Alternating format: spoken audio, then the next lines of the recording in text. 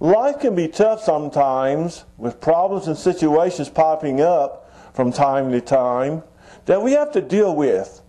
Now with me, it's first, you have to believe in yourself and believe you can do anything.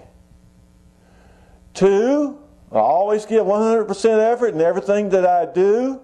And that way, if I should fail, I will at least know I tried. Number 3, I have this never give up, never surrender attitude in working to achieve a goal.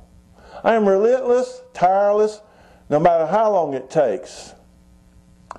4, there's no such word as can't. How will you know you can't do something unless you try? I've had people many times say I couldn't do something, and guess what?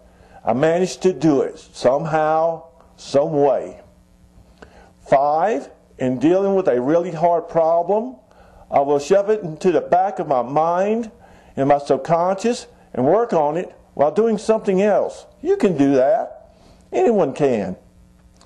6, I compete against myself, challenging to do better and looking for ways to do it. 7, I'm an open-minded person to new ideas and dealing with things. I mean, you have to. You have to think outside the box.